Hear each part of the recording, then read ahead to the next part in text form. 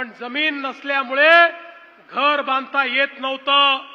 त्यांना जमीन घेण्याकरता 1 लाख रुपये आपण दिले, सरकारी जमिनी दिल्या, वेगवेगळ्या प्रकारचे आरक्षण रद्द करून त्या ठिकाणी त्यांना जमिनी दिल्या।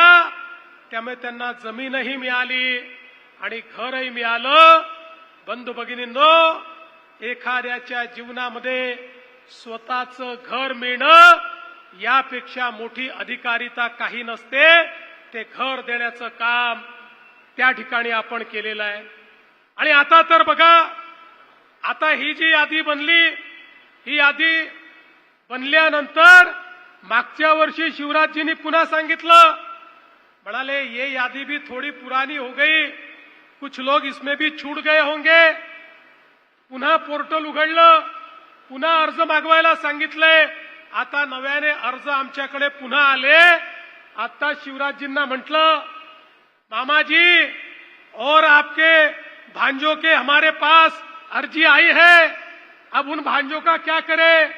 मामा जी ने कहा, जो नए भांजे और भांजिया आई है उनको भी मकान मिलेगा, त्यांनाही घर आम्ही देऊ, असं आत्ताच त्यांनी त्या ठिकाणी सांगितलं।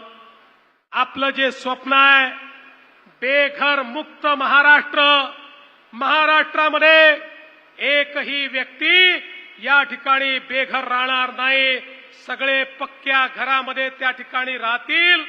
हे स्वप्न येत्या 5 वर्षामध्ये पूर्ण करायचं काम हे मोदीजींच्या नेतृत्वामध्ये आपण करतोय।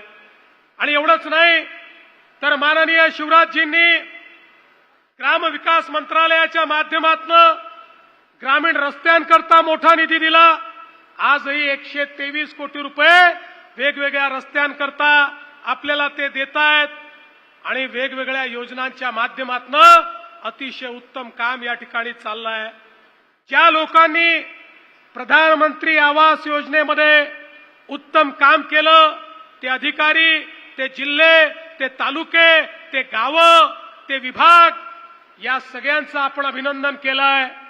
पण मी विशेष अभिनंदन करू इच्छितो आमचे ग्रामविकास मंत्री जयकुमार गोरे यांचं, की ज्यांनी खऱ्या अर्थानं हे शिवधनुष्य पेललं आणि त्यांच्या सोबत ग्रामविकास विभागाचे अप्पर मुख्य सचिव जे आता जलसंपदा विभागामध्ये गेलेले आहेत आणि आता पलकुंडवार नवीन सचिव आले आहेत, पण ग्रामविकास विभागाचे तत्कालीन सचिव किंवा कालपर्यंत जे सचिव होते असे एकनाथ डवले आणि त्यांच्या संपूर्ण टीमचं मी मनापासून अभिनंदन करतो।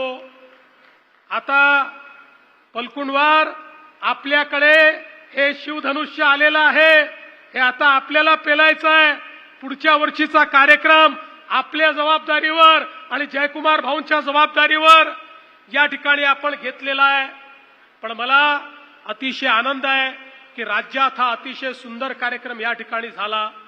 यासोबत आमच्या शेतकऱ्यांकरता देखील माननीय शिवराजजींना आम्ही विनंती केली, विशेषतः आमचा कांद्याचा शेतकरी प्रचंड अडचणीत आहे।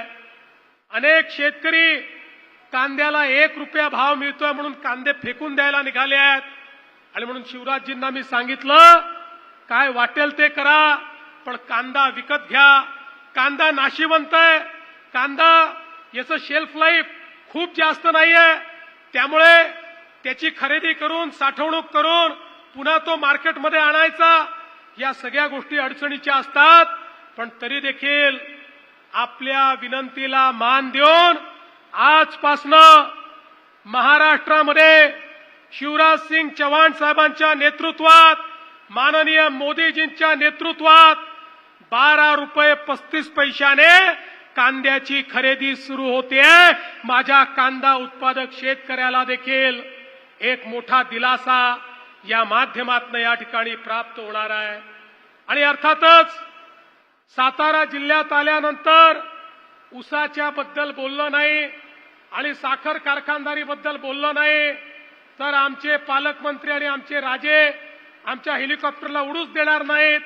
त्याच्यामुळे मी या ठिकाणी त्यांनाही आश्वस्त करतो, माननीय शिवराजजींच्या सोबत येत्या आठवड्यात दिल्लीमध्ये माननीय एचएम साहेबांची वेळ घेऊन आपल्या साखर कारखानदारीच्या संदर्भातली बैठक आपण लावणार आहोत. केंद्र